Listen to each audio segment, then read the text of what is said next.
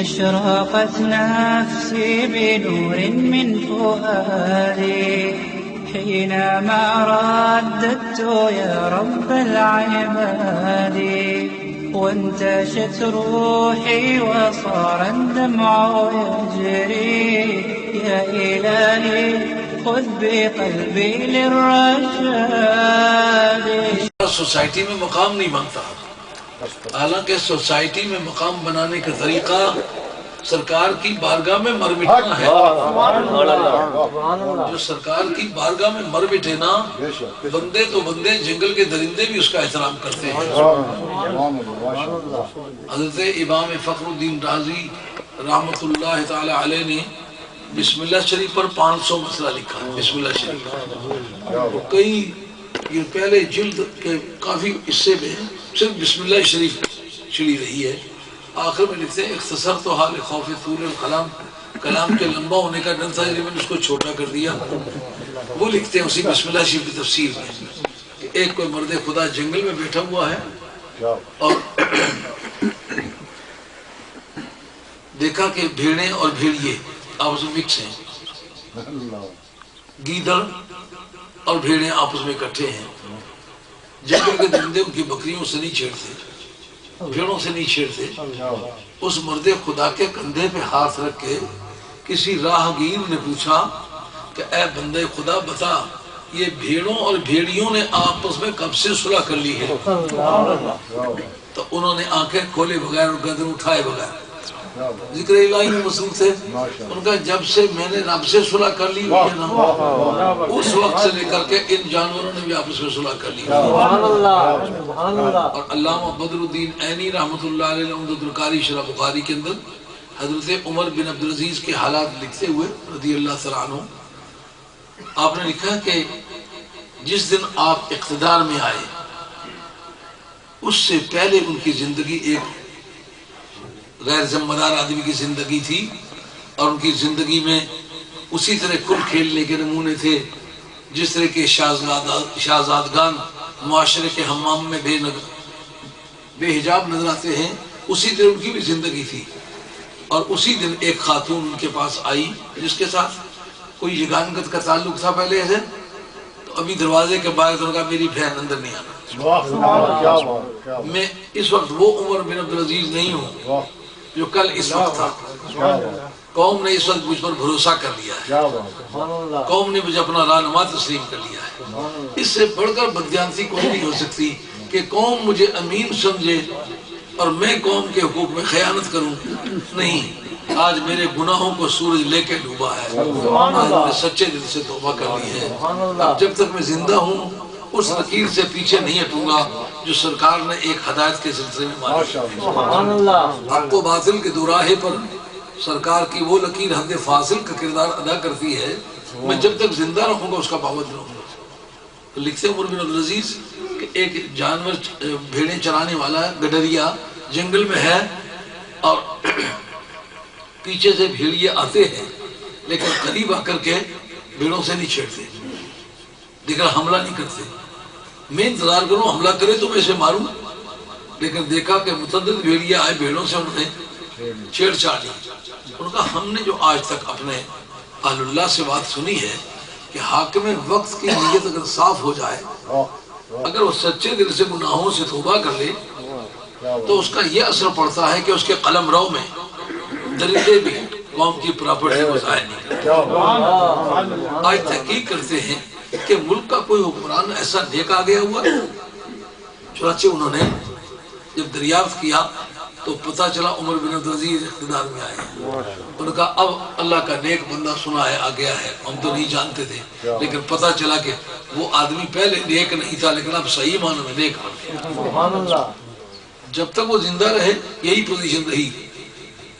تھوڑا ہی وقت کو حکومت کا موقع ملا لیکن اس بندہ خدا نے 100 برس کے بعد پھر صدیق اکبر رضی اللہ تعالیٰ عنہ، فاروق اعظم رضی اللہ تعالیٰ عنہ، عثمان غنی اور حیدر کرار اور امام حسن کی زندگی کو اس آدمی نے دہرایا. نہ شاخ گل ہی اونچی ہے نہ دیوار چمن بلبل، تیری ہمت کی پستی ہے تیری ہمت کی کوتاہی. آج گر ہو ابراہیم کا ایمان پیدا تو آگ کر سکتی ہے اندازے گلستہ پیدا. سبحان اللہ. بھلائی ہم میں ہے، خدا وہی ہے، رسول وہی ہے، قانون وہی ہے، کائنات وہی ہے، ہم میں کمزوریاں ہیں. کہتے ہیں کچھ عرصے کے بعد اچانک دیکھا کہ بھیڑیے حملہ آور ہو رہے ہیں اور بھیڑوں کو پھاڑ رہے ہیں. میں نے ان کی مزاحمت کی، لیکن میں نے دریافت کیا کہ وہ حاکم زندہ ہے کہ فوت ہو گیا ہے. تو پتہ چلا کہ وہ عمر بن عبدالعزیز کے قبر پر مٹی پڑنے کے بعد کے واقعات، یعنی جب تک قبر کے اوپر مٹی نہیں پڑی اس وقت تک درندوں کو اس بات کا احترام رہا سبحان اللہ. کہ اب ہمیں نہیں چھیڑنا، وہ بندہ ہے خدا زندہ ہے دنیا میں. تو اس لیے میں سمجھتا ہوں حکام وقت کی یہ جو سوچ ہے کہ ہم اگر ٹھیک مسلمان بن جائیں تو ہماری زندگی خراب ہو جاتی ہے، اس سے پیشتر بھی حکام کو بیماری لگتی نہیں، پتہ نہیں کیا مقصود زندگی تھا. جیسا عباسیہ کے دور میں معتزلہ مذہب کو بڑا فروغ ملا تھا، امام حنیفہ جیسے آدمی موجود تھے ان سے کوئی مشورہ نہیں کرتے تھے. امام مالک رحمۃ اللہ علیہ جیسے لوگ تھے ان سے کوئی مشورہ نہیں کرتے. بعد میں حضرت امام شافعی پیدا ہوئے، کتنا زمانہ موجود ہے، ان سے کوئی بات نہیں کرتے تھے. اس کے بعد حضرت امام احمد حنبل اللہ نے پیدا کیے، انہوں نے کمال درجے کا اسلام قوم کو دیا اور کتاب اللہ اور سنت رسول اللہ کی تعلیمات کو پہنچایا. لیکن ان کو اس برے طریقے سے نپٹے کہ درے مار مار کے آپ کو جیل خانے میں شہید کر دیا. اگر اس وقت وہ سچے مسلمان بن جاتے تو جس طرح عمر بن عبدالعزیز کے لیے بھیڑیے بھیڑوں کے بھائی بن گئے اور درندوں نے بکریوں سے چھیڑنا بند کر دیا، وہ زندگی ان کو بھی میسر آ جاتی. مگر بدقسمتی تھی قوم کی. ان کا مقصد یہ تھا کہ قرآن مجید جو ہے یہ مخلوق ہے. معتزلہ مذہب کا یہ مذہب تھا، یہ عقیدہ تھا کہ قرآن مخلوق ہے. قرآن مخلوق ہونے کے یہ معنی کہ مخلوق متغیر ہوتی ہے، تبدیل ہوتی رہتی ہے، تو قرآن مجید تبدیل ہو سکتا ہے.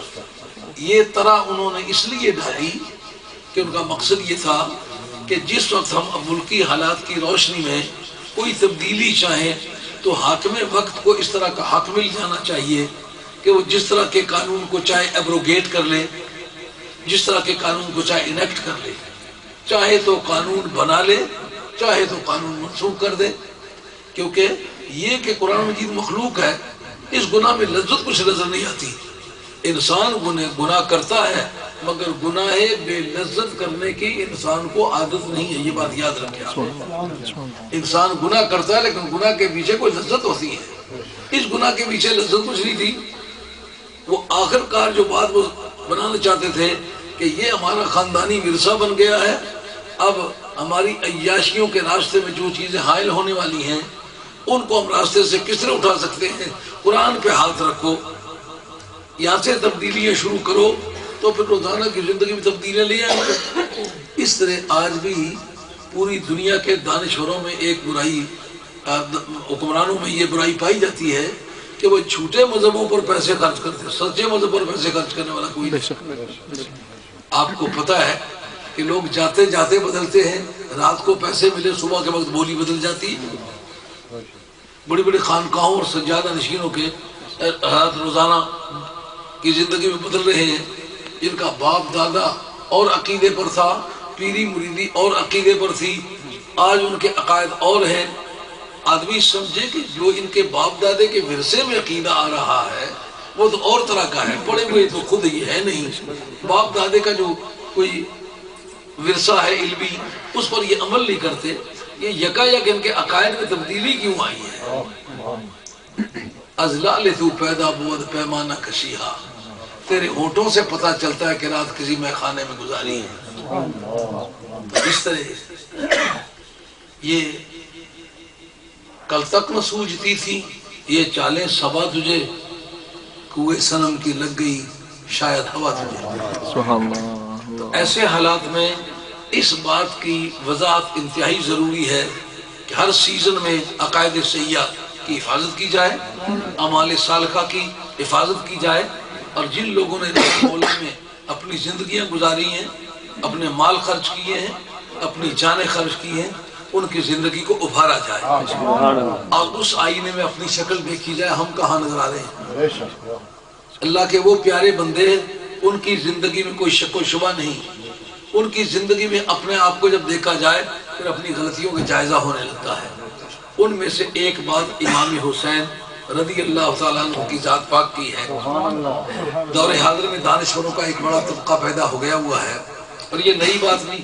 معتزلہ کا مذہب اتنا پھیلا تھا، امام حنیفہ رضی اللہ عنہ کے پاس پوچھنے کوئی نہیں جاتا تھا، معتزلوں سے پوچھنے جاتے تھے، لیکن معتزلے مٹے، امام حنیفہ نہیں مٹے، معتزلے مٹے، امام مالک نہیں مٹے۔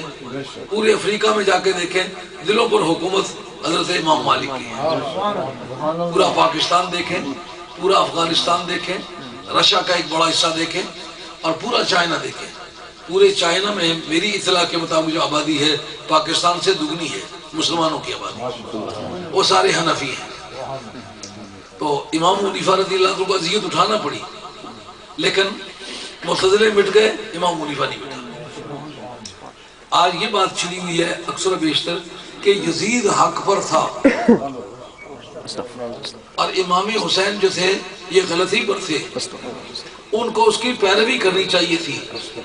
اب اس بارے میں کافی تفصیلی گفتگو ہو چکی ہوئی ہے۔ یزید پر جو میں نے اس دن 2 گھنٹے اس رات کو تقریر کی ہے، وہ اگر آپ ٹیپ محفوظ کر کے رکھیں تو جب تک تو میں زندہ ہوں، اگر کوئی بات کرنا چاہے گا تو میں خود کروں گا اس کے ساتھ، اور اگر میں مر جاؤں تو وہ میری ٹیپ آپ نکال کے دیکھیں گے، جو صفحات بتائے، جس کتاب کا نام لیا بالکل نکلے گی۔ کتابیں سامنے رکھ کے بات کرنے کا مقصد یہی ہوتا ہے تاکہ مسلمانوں کو تسکین ملے۔ ہمارے پاس ایک آدمی آتا ہے یا 1 لاکھ آتا ہے، اس سے ہمارا کوئی کنسرن نہیں ہے۔ ہمارا کنسرن اس بات سے ہے کہ جو بات کسی کو بتائیں وہ سچی اور پکی ہو، اور کبھی اس پر للکار پڑے تو کہیں حاضر ہیں۔ ایسا آپ نے کبھی کہتے ہوئے نہیں سنا کہ جناب میں نے ویسے بات کر دی تھی، میں غلطی پر ہوں، میں معافی چاہتا ہوں۔ ایسی بات کبھی نہیں پیش آئی۔ 30 سال پورے گزر چکے ہیں، یہاں 30واں سال شروع ہے۔ اس عرصے میں اگر ہمارا یہ ایٹیچیوڈ ہوتا، ہمارا یہ انداز زندگی ہوتا کہ ہم کبھی کہتے کبھی پھر واپس لے لیتے بات، تو پھر اس طرح کی باتیں ہماری زندگی میں درجنوں کے حساب سے ملتی۔ لیکن الحمدللہ جتنے لوگوں نے کمپیوٹر پہ بات کی ہے، ٹی وی پہ بات کی ہے، جب میں نے بات کرنا چاہیے انہوں نے کہا معافی چاہتا ہوں۔ یہ بات آپ نے بارہا دیکھی ہے، حتیٰ کہ پوپ صاحب دنیا کا کرسچینٹی میں، کرسچنڈم میں سب سے بڑا دانشور تقسیم ہوتا ہے، آپ کے سامنے چیلنج کیے، اخبارات میں دیے، ٹی وی پہ چیلنج کیا کہ آپ کا چیلنج ہمیں قبول ہے، دن اور جگہ مقرر کریں، بات کرنا چاہتے ہیں۔ ان کا دعویٰ یہ تھا کہ اسلام تشدد کے ذریعے سے پھیلا ہے، ہمارا یہ دعویٰ تھا کہ یہ سلسلہ بہتان ہے، اس کی کوئی بنیاد نہیں ہے، ہم آپ سے بات کرنا چاہتے ہیں۔ میں آپ نے چیلنج کیا ہے کہ کوئی بات کرے، تو پاکستان اسمبلی نے، آپ کو یاد ہے پاکستان اسمبلی نے میرا نام لیا کہ وہ آدمی لندن میں رہتا ہے، اس سے بات کرو۔ جب میں نے سنا تو میں بلا تاخیر میں نے ٹی وی پہ جا کے بیان دیا کہ میں حاضر ہوں، یہاں آپ کے سامنے ہر جمعے پر اخبارات میں دیا۔ اگر ہماری کوئی بات کچی ہوتی نا تو پھر ہمارا صرفہ کسی کو نہیں کرنا، ہمارا تو مسلمان صرفہ نہیں کرتے، کرسچن کہاں صرفہ کرتے۔ آپ دیکھتے ہیں جس وقت امام حسین کے حلوے کا وقت آتا ہے تو سارے مولانا حاضر ہوتے ہیں، امام حسین کی حمایت کا وقت آتا ہے تو کہتے ہیں یہ کمزور باتیں ہیں، اس کا ثبوت کوئی نہیں ہے، ہم سے بات کرو، بس اس کے مضبوطی ہم بتاتے ہیں۔ یہ کہ حق پر تھے یا نہیں تھے، اس کا فیصلہ کرنا سرکار کی ذات پاک کا کام ہے۔ اگر سرکار نے وقت سے پہلے کوئی اس کا فیصلہ کیا وہ پھر اس کو کون چیلنج کرے گا؟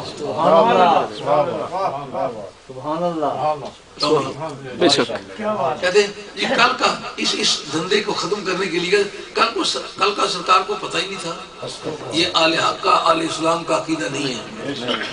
یہ میرے پاس امام جلال السیوطی رحمۃ اللہ کی خصائص کبریٰ ہے، یعنی جن معجزات میں سرکار کی ذات پاک پورے صف انبیاء میں ممتاز ہیں، اور سرکار کے جوڑ کا انبیاء و مرسلین علیہ السلام کے بارگاہوں میں کوئی شخص نہیں ہے، ان کا نام محمد رسول اللہ صلی اللہ علیہ وسلم ہے۔ یہ میرے پاس خصائص کبریٰ کا جلد دوئم ہے، صفحہ 111 ہے۔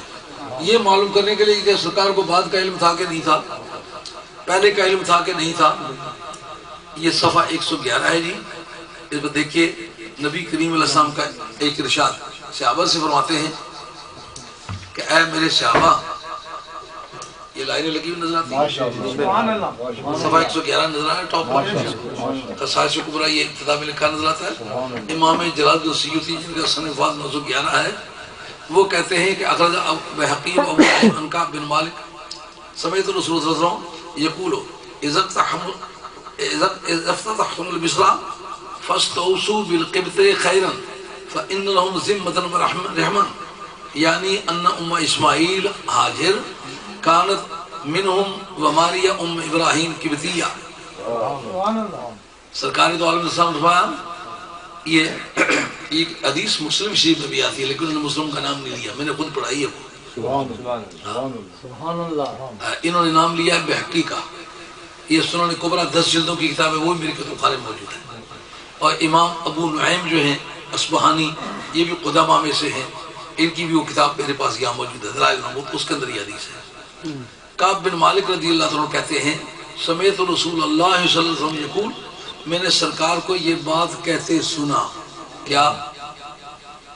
اذا افتتحتم، جس وقت تم فتح کرو گے مصر کو، جب مصر کو فتح کرو گے، تو اس طرح کا چارٹ بنا کے کسی نے دیا ہوا تھا کہ فلاں مہینے کی فلاں تاریخ فنڈنگ ہم کریں گے اور تم نے مصر فتح کرنا ہے۔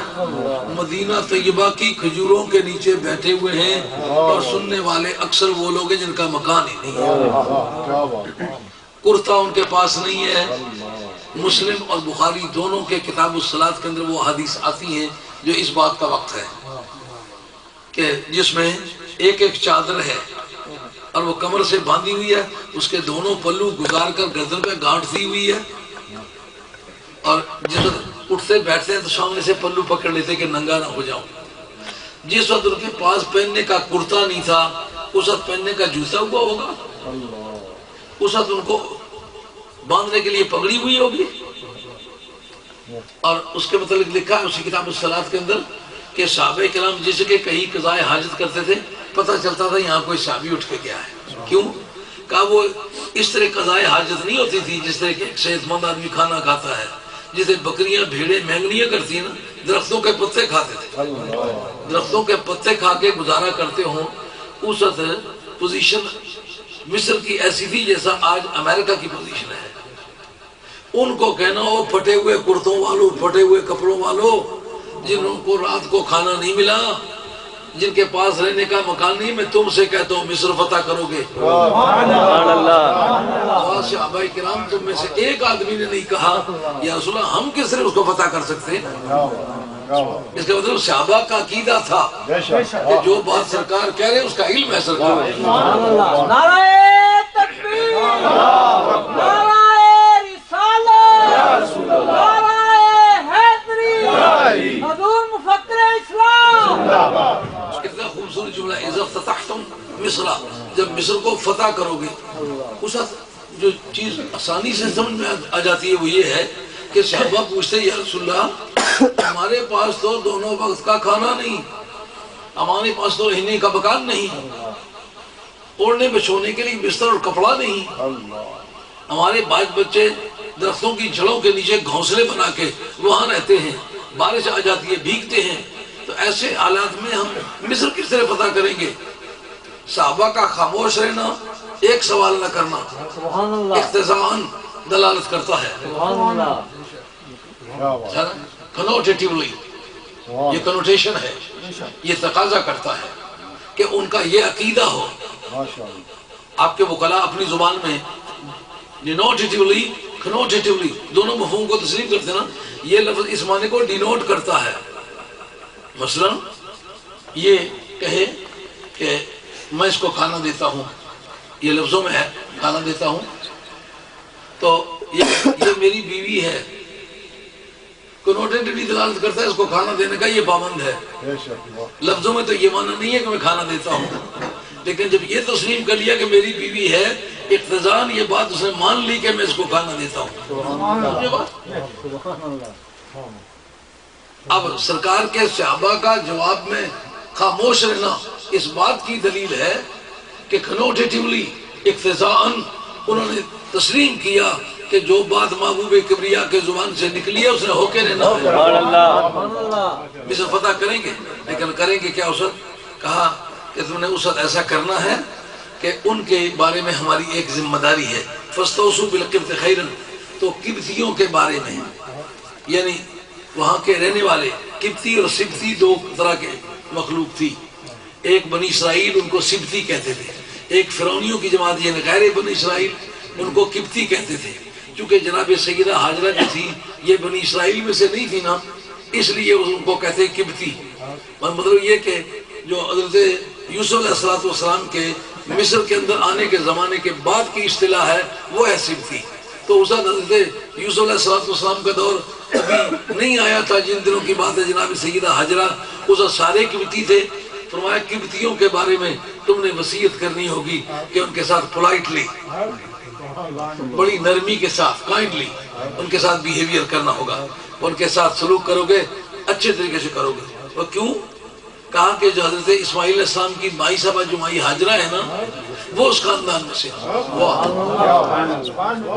بھئی 4000 برس کا زمانہ گزر چکا ہے، اس پر محدثین نے گفتگو کی ہے اور میں نے گفتگو بھی ساری پڑھی ہے۔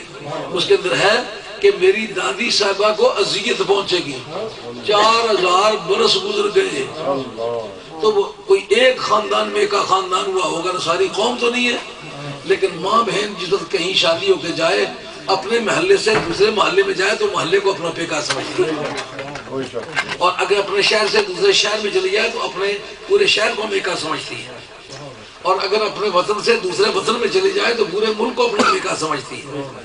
تو حضرت سیدہ ہاجرہ اس ملک کو اپنا میکا سمجھتی ہے، اور لجپالوں کی عادتیں مر جاتے ہیں مگر لجیں پالتے ہیں،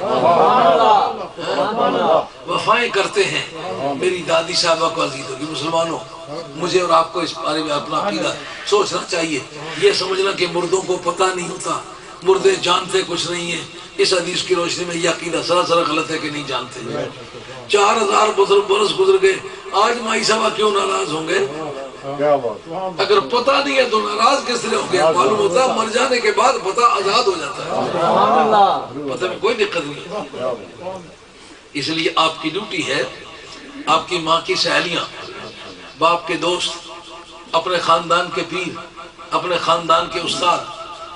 امام بخاری رحمۃ اللہ علیہ نے الادب المفرد کے اندر حدیث نقل کی ہے کہ حضرت عبداللہ ابن عمر رضی اللہ عنہ کہیں بیٹھے ہوئے تھے، آپ کے پاس سے ایک راہی گزرا، اس طرح دیکھ کے آپ کا قد کاٹ، آپ کی حیث قضائی دیکھ کے اسے خیال آیا کہ یہ تو عمر کی طرح لگتا ہے۔ پوچھا الست ابن فلانا، الست ابن فلانے، فلاں کا بیٹا نہیں تو؟ یہ حضرت عمر رضی اللہ عنہ کا نام لیا، انہوں نے کہا بلا، ہاں انہی کا بیٹا۔ ایک ٹھنڈی سی آ لے کے کہتا ہے کنت صدیقا لعمر رضی اللہ عنہ، میں جناب عمر کا یار تھا، ان کے ساتھ میرا بڑا دوستانہ تھا۔ کہتے مجھے بھی یاد آ گیا کہ سچ مجھے بندہ آیا کرتا تھا، اس وقت بچہ سا تھا تو میرے ابا جی کے پاس آیا کرتا تھا، فَآتَى لَهُ أَمَامَتَهُ، اپنی پگڑی اتاری اس کے سر پہ رکھا، میں سفر میں ہوں اور میرے پاس کچھ نہیں ہے تو یہ پگڑی میری لے لو۔ الگ لوگ پگڑی دینے کو بڑا منحوس سمجھتے ہیں۔ ساتھ کا ساتھی کہتا ہے الا یکفی درہمان، اس کو 2 چونیاں اگر دے دی جائیں تو یہ ٹل نہیں سکتا؟ انہوں نے کہا بھیک تو نہیں مانگی، اسے میرے باپ کے ساتھ دوستی کا اظہار کیا ہے، میری اپنی محبت کے تقاضے پورے نہیں ہوتے، اس لیے میں نے پکڑ اتار دی، لیکن تسلی پھر بھی نہ ہوئی۔ وَحِمَارًا يَسْتَعْقِبُهُ، باری باری جس گدے پر سوار ہوتے تھے وہ گدھا بھی اس کو دے دیا۔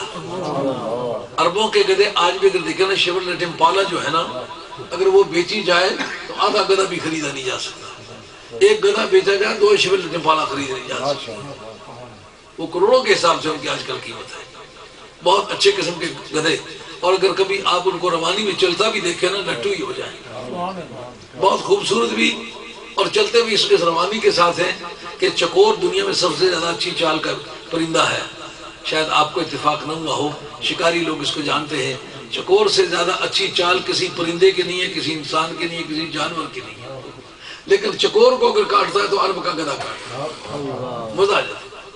جب گدھا دے دیا تو ساتھ کا ساتھی بہت خفا ہوا، انہوں نے کہا اب سواری کس پر کریں گے؟ انہوں نے کہا تم اس طرح کی باتیں کمزور نہ کرو، مجھے پھسلانے کی بات نہ کرو، لِأَنِّي سَمِعْتُ رسول اللہ صلی اللہ علیہ وسلم یقول، اس لیے کہ میں نے سرکار دو جہان صلی اللہ علیہ وسلم کی ذات پاک کو یوں کہتے سنا تھا، احفظ ود ابیک فلا تقطعه فیطفئ اللہ نورک، او کما قال علیہ الصلوۃ والسلام، اپنے باپ کی دوستی کو پالو، اس کا پاس کرو، اس کی حفاظت کرو، چلاؤ۔ نام باپ کا لیے ایسے مراد ماں کا جو سہل پن ہے، ماں کی سہیلیوں کا بھی پاس کرو۔ جو باپ کے اور ماں کے تعلقات لیجیٹیمیٹ قسم کے تعلقات ہیں جن میں کوئی حرمت کا پہلو نہیں، کوئی برائی نہیں، تو اس تعلق کو پالنا یہ از قسم شرعی امور ہے۔ اور وہ کہتے ہیں سرکار نے فرمایا کہ تم اپنے باپ کی دوستی کی حفاظت کرو، اگر تم نے اس میں کوتاہی کی تو نور ایمان تم سے چھین لیں گے۔ نور ایمان کے چھیننے کا خطرہ کفر کی حالت میں ہوتا ہے، اگرچہ ماں باپ کی دوستی کو نظر انداز کرنا از قسم کفریات نہیں، مگر خدشہ کفر ضرور ہے، ڈر ہے کہ ممکن ہے کافر ہو جائے۔ کیوں؟ نور ایمان کفر کے بغیر چھنتا نہیں، گناہوں سے کبھی بھی نور ایمان نہیں چھنتا۔ بات سمجھ میں آئی ہے سرکار کو بعد میں آنے والے حالات کا پتہ؟ آئیے، نبی کریم علیہ الصلوۃ والسلام نے اس موضوع پر امام حسین رضی اللہ تعالیٰ، یہ خصائص کبریٰ کا صفحہ نمبر 125 ہے، جو سرکاری دو عالم اسلام نے امام حسین کے بارے میں ہدایات فرمائی ہیں، اس سے پتہ چل جائے گا کہ مارکہ کربلا میں حق پر کون ہے۔ بہت سادہ سادہ لفظوں میں، بغیر کسی چرب زبانی کے، بغیر کسی چٹپٹے انداز گفتگو کے، بہت سادہ لفظوں میں بیان کرنے کا مقصد یہ ہے کہ ہر چھوٹے سے چھوٹا آدمی، بڑے سے بڑا آدمی، اعلیٰ تعلیم یافتہ آدمی، بالکل کچھ بھی نہ پڑھا ہوا آدمی اچھی طرح بات کو سمجھے۔ بات کیا ہے؟ مارکہ کربلا کے وقت نبی پاک علیہ السلام کی وہ تعلیمات، جس طرح کے جناب سیدہ حجرہ کے بارے میں، اور کہا کہ جو میری کنیز تھی نا ماریہ قبطیہ، وہ بھی اسی برادری میں سے تھی، میرے بیٹے ابراہیم کی وہ ماں تھی، اگر ان کے ساتھ سختی کرو گے ان کو بھی اذیت پہنچے گی، یہ بات فرمائی۔ اچھا، اگر ماریہ قبطیہ کی اذیت سے سرکار مصریوں کے ساتھ سختی کرنے سے منع کر رہے ہیں، تو امام حسین کے ساتھ سختی کرنے سے منع نہیں کیا ہوگا؟ بڑی آسانی سے سمجھ آتی ہے۔ مراد کسی کو مسحور کرنا نہیں ہے کہ سمجھے گے تو شاہ صاحب بہت اچھے بیان کرتے ہیں، نہیں، مطلب یہ ہے کہ آدمی سمجھ جائے بات کو، اس کو پتہ ہو کس کتاب میں لکھا ہوا بات کیا لکھی ہوئی ہے۔ یہ خصائص کبریٰ ہے، امام جلال السیوطی کی کتاب ہے، میرے کتب خانے میں موجود ہے۔ آپ آج فوٹو سٹیٹ کرانا چاہیں، آج اجازت ہے، بعد میں کبھی آئیں تو میں آپ کو فوٹو سٹیٹ کرا کے اپنی مشین سے خود دوں گا۔ کیا بات کیا کہی ہے؟ باب و اخبار صلی اللہ علیہ وسلم بقتل الحسین رضی اللہ تعالیٰ، سرکار کا امام حسین کی شہادت کی خبریں دینے کا باب۔ جب سرکار نے پہلے ارشاد فرمایا ہوگا تو اس سے نبی پاک علیہ الصلوۃ والسلام کا رجحان، سرکار کی ٹینڈنسی، سرکار کے انکلینیشن، سرکار کا جھکاؤ، سرکار کا میلان ظاہر تو کرتا ہوگا کہ کس کے دھڑے پر ہیں۔ اگر امام حسین غلطی پر ہوں تو موقع تو اس بات کا کہ سرکار کہیں میں حسین کو تنبیہ کرتا ہوں کہ امام حسین ایسا کام نہ کرے۔ اس لیے فرمایا اگر الحاکم والبیہقی عن ام الفضل بنت الحارث قالت دخلت علی رسول اللہ صلی اللہ علیہ وسلم یوما بالحسین وبدأته فی حجرہ ثم حانت منی التفاته فاذا عینا رسول اللہ صلی اللہ علیہ وسلم توریقان من الدم۔ حضرت ام الفضل بنت الحارث، حضور کی چچی صاحبہ، حضرت عباس کی اہلیہ، اور میمونہ بنت حارث جو سرکار کی بیوی صاحبہ ہیں، ام المومنین ہیں، ان کی سگی بہن ہیں، یعنی ایک طرف سے حضور کی چچی لگتی ہیں اور ایک طرف سے حضور کی سالی لگتی ہیں۔ وہ کہتی ہیں جنہوں نے ابو لہب کو ایک لاٹھی مار کے مار دیا تھا، یہ بات یادگاری بات ہے۔ بدر والے دن ایک تیز رو نامہ بردار دوڑ کے پہنچا اور راستے میں اس نے اونٹنی کے کان اور دم کاٹ دیے۔ یہ عربوں کی عادت تھی۔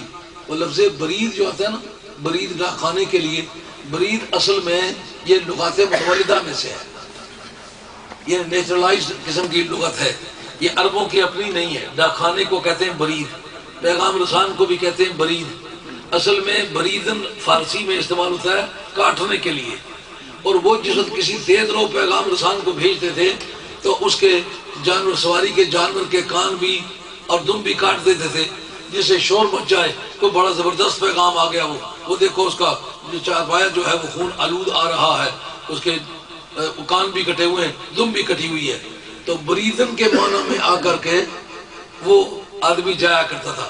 جب ان کا تیز رو برید وہاں پہنچا، انہوں نے بتلایا کہ آج تو کفار کو نبی پاک علیہ السلام کے غلاموں نے گاجر مولی کی طرح کاٹ کے پھینک دیا ہے اور تیس نیس کر کے رکھ دیا ہے۔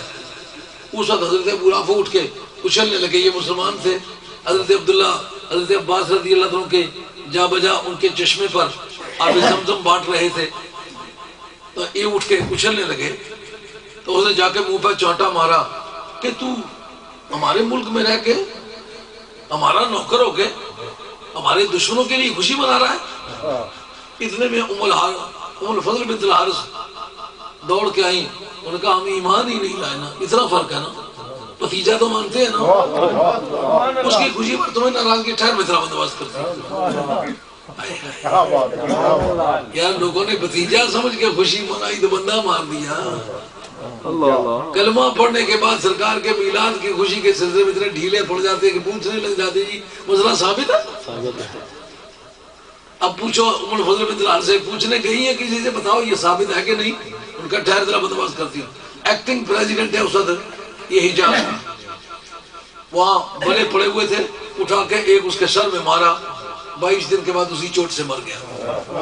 ایکٹنگ پریزیڈنٹ کی موت اس خاتون کے ہاتھ سے ہوئی جو اس وقت سرکار کی بارگاہ میں کہتے ہیں دخلت علی رسول اللہ صلی اللہ علیہ وسلم یومن بالحسین، ایک دن امام حسین کو لے کے میں سرکار کی بارگاہ میں گئی۔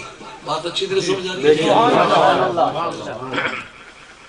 فوضعته فی حجرہ، میں نے جا کر ان کی گود میں رکھ دیا۔ اب ظاہر ہے کہ یہ بہت معصومیت اور شیرخوارگی کا زمانہ ہے، جا کے گود میں رکھنا یہ چلنے پھرنے والے بچے کے متعلق نہیں ہوتا۔ اور امام حسین رضی اللہ تعالیٰ عنہ اپنی والدہ کے بطن اطہر میں ذی قعدہ کی 5 تاریخ کو تشریف لائے اور 5 بائی شعبان کو سن 4 میں آپ کی ولادت ہوئی۔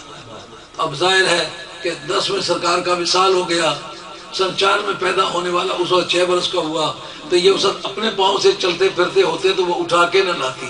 معلوم ان کی شیرخوارگی کا زمانہ، بات سمجھ آ رہی ہے؟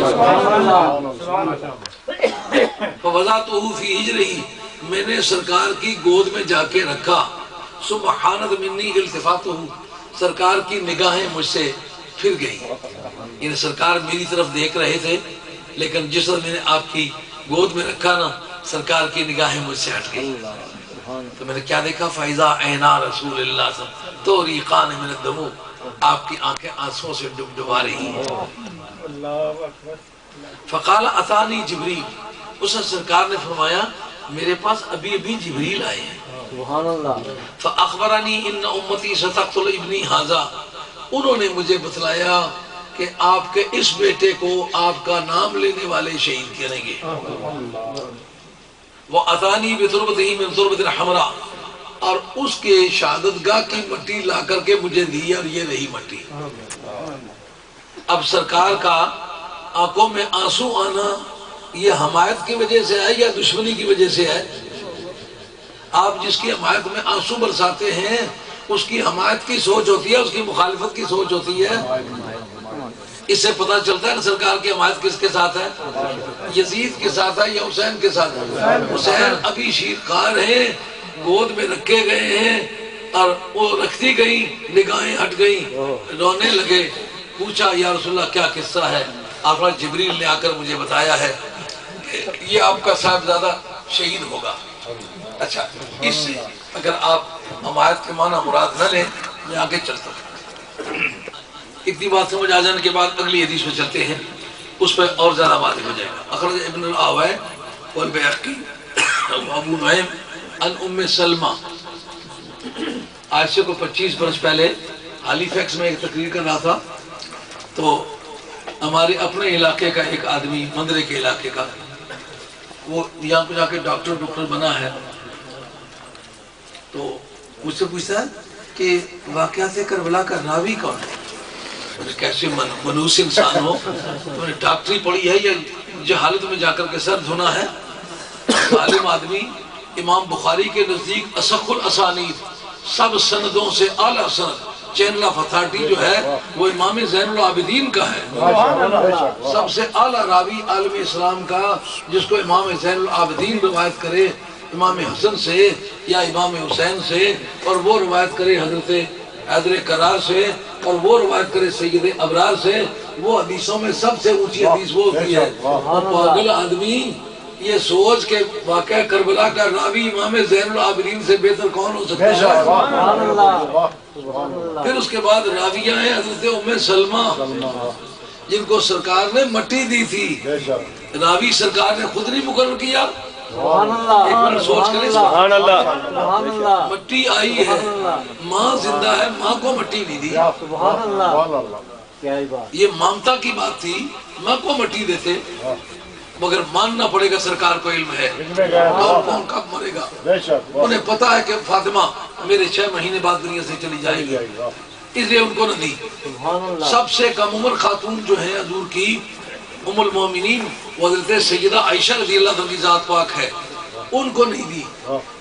سرکار کو اس بات کا بھی علم ہے، اگرچہ یہ عمر میں چھوٹی ہے لیکن پھر بھی دنیا سے یہ چلی جائے گی۔ کس کو دوں؟ عمر میں سب سے بڑی ہیں حضرت ام سلمہ کا، یہ میری فاطمہ کی ہمدرد بھی ہے۔ حضور کے گھر میں 2 دھڑے بن گئے ہوئے تھے ازواج مطہرات کے، ایک دھڑے کی انچارج تھی حضرت سیدہ عائشہ، دوسرے دھڑے کی انچارج تھی حضرت سیدہ ام سلمہ۔ ام سلمہ روایت کرتی، ان کو ہی مٹی دی۔ پتا چلا کہ سرکار کو پتا تھا واقعہ کربلا کب پیش آئے گا، اس وقت تک زندہ کون رہے گا، اس لیے مجھے مٹی کس کو دینی چاہیے۔ یہ جو دھڑے بننے والے تھے یہ بھی حضور کی اطلاع میں تھے کہ ایسے اب دھڑے بنیں گے، میری ازواج مطہرات 2 حصوں میں بٹ جائیں گی۔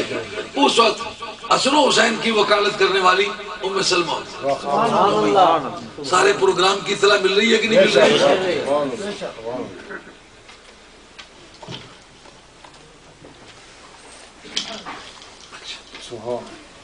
یہ حدیث پوری سن لے پھر میں اعلانات کرتا ہوں۔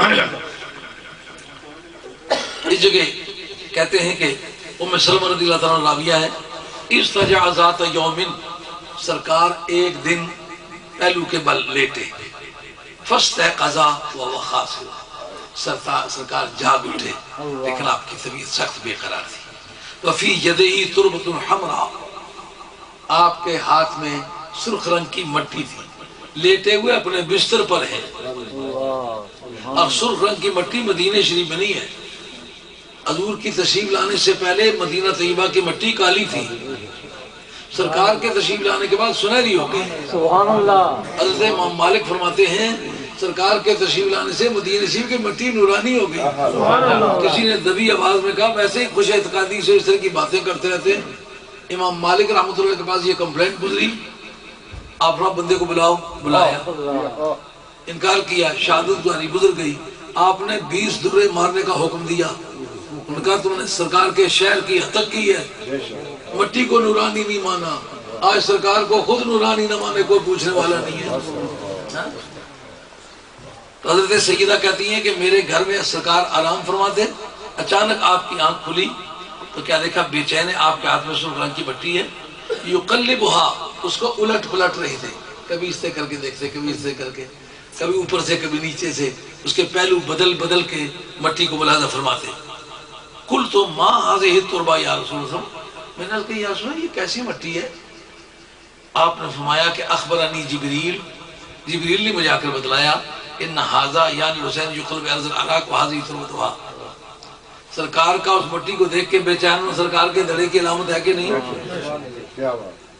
بلاخر آگے سے انشاءاللہ آئندہ جو میں یہ پیش کروں گا، سرکار کا یہ فرمان موجود ہے، اگر تم میں سے کوئی اس موقع پر موجود ہوا تو میرے حسین کا دھڑا کرنا، میرے حسین کی مدد کرنا، حق پر ہونے کی دلیل کافی ٹھہرتی ہے کہ نہیں؟ انشاءاللہ بعد میں پھر بات کریں گے، کیونکہ اس وقت اختتام پذیر ہو گیا۔ میں یہ امام جلال السیوطی کی خصائص کبریٰ پیش کر رہا تھا، اور چند حوالہ جات آپ ابن تیمیہ کے سنیں گے، آپ کی طبیعت خوش ہو جائے گی۔ انشاءاللہ۔ اعلانات ہیں، راجہ امجد قادری صاحب نے میلاد پاک کے لیے 20 پاؤنڈ پیش کیے ہیں، اللہ کریم ان کو جزائے خیر دے۔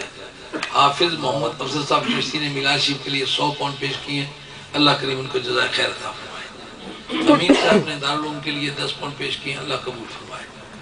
حافظ علی اکبر صاحب نے دارالعلوم کے لیے 20 پاؤنڈ پیش کیے ہیں، اللہ کریم قبول فرمائے۔ اور ملک یاسین صاحب نے 16 پاؤنڈ دارالعلوم کے لیے پیش کیے ہیں، اللہ تعالیٰ قبول فرمائے۔ اور بیماروں کی صحت کے لیے دعا کرنی ہے، باقی بھی جتنے حاجت مند لوگ ہیں سب کی نیک حاجتوں کے لیے انشاءاللہ نماز کے بعد دعا کریں گے۔